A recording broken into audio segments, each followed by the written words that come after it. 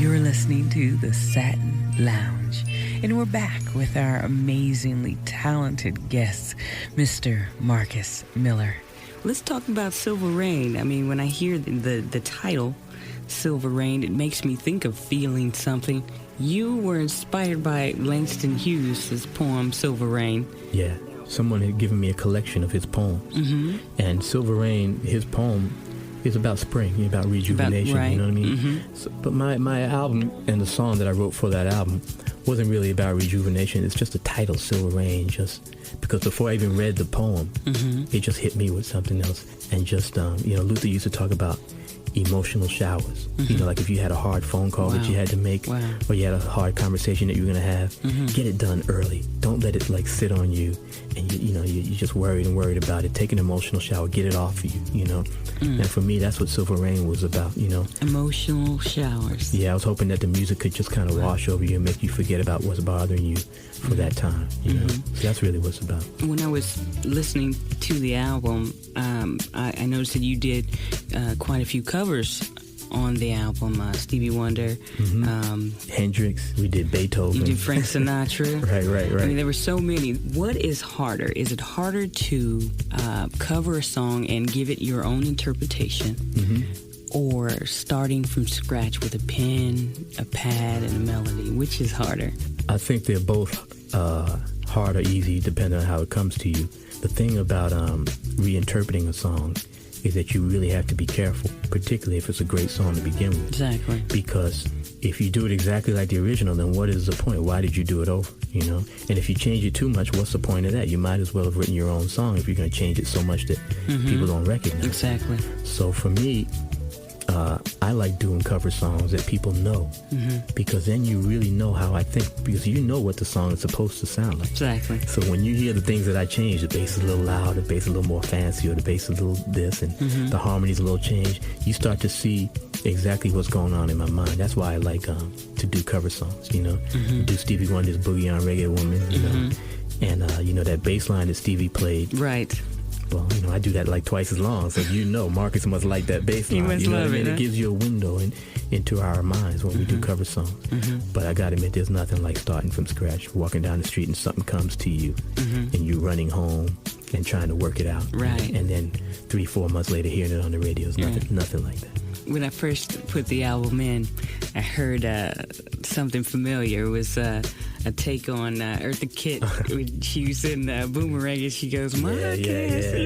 Yeah. I scored. I did the score for Boomerang. Yeah, you've done quite a bit of scoring. You did Boomerang also. Yeah, I did Boomerang, yeah. House Party with Martin Lawrence, Kid and Play. Exactly. Boomerang was crazy, man. It had a lot of stars in it. It did. Eddie Murphy. Yeah, Chris Rock and Martin.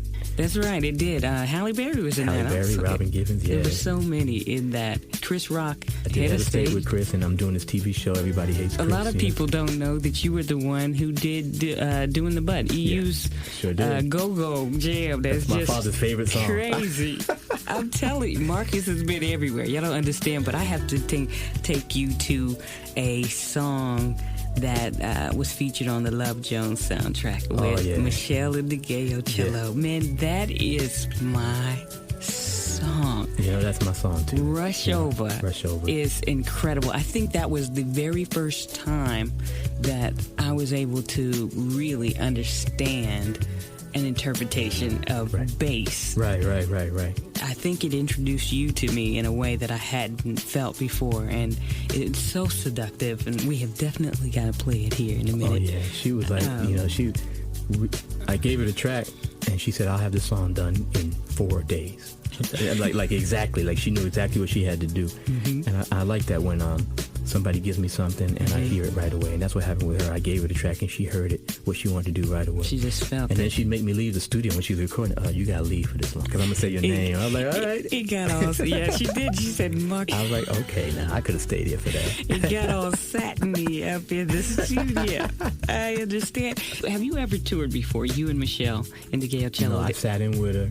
We haven't ever done a tour. Yeah. Please do a tour. Are you thinking of, have you talked about doing one together? There's no reason why it shouldn't happen. It's kind of natural. It should happen. It should happen. I'm telling you, I can hear it. So I'll tell people that by your request. We Thank gotta you. make this happen. Thank you very much. You and Meshell, get the basses out and just go and sit amongst. Do the thing. Do the thing.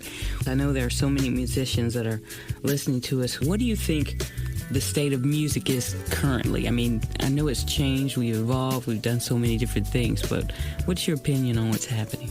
Well, you know, people were pretty scared, and still are pretty scared for the music business. We got download, and we got a lot of music that's not created by musicians anymore. So it's kind of scary if you're a musician, you know. But there's always something to look forward to. You know, what is a musician? What's your definition of a musician? You know, somebody who can move you when they sit down at their instrument. You know what I mean? Somebody who's put in enough time that they can bring out emotions in you when they do their thing, and they can do it right there.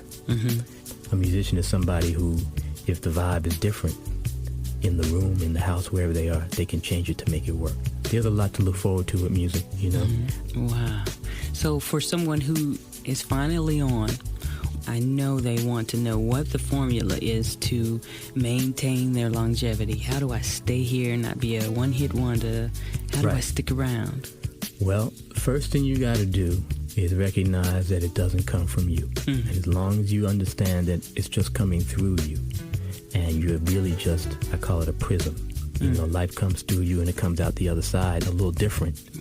But it's not originating, so you don't have to feel all that pressure. You know what I mean? To just be a genius and make it happen, you know, all on your own. Keep yourself open. You know, it's a trick to staying on. You know, and so many people who want to get on, they're not even interested in how to stay on. Just let me get on. But getting on, but staying on is sometimes even more difficult. Exactly. You have to figure out what it is about you that people dig.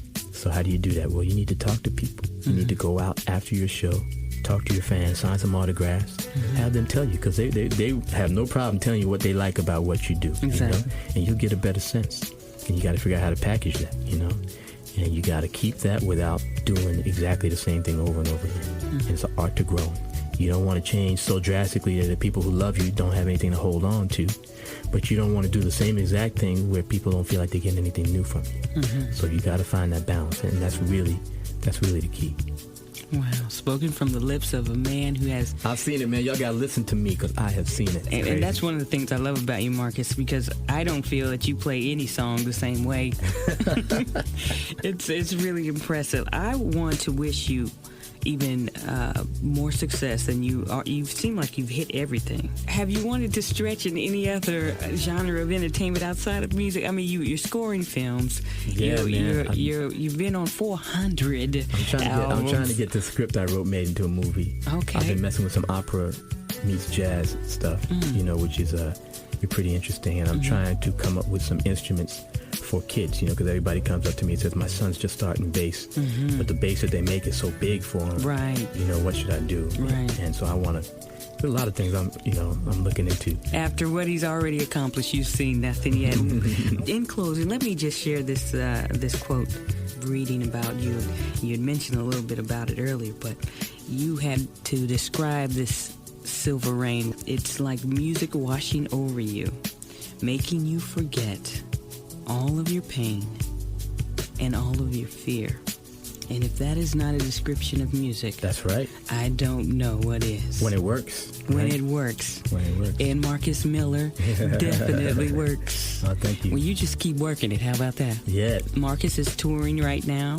And actually, where can they go to find out what city you're going to be in? MarcusMiller.com. More about MarcusMiller.com. Pretty easy, yeah. Pretty easy. Go and get some of those albums that you haven't added to your collection already. Marcus, I appreciate you so much. Oh, thank you. Thank you for having me. The lounge is just eating all this up. All right, loungers. and we appreciate the fruit of your lips that are going to help really help a lot of us grow. Thank you. Come back anytime. I will. And God bless you. Thank you. God bless.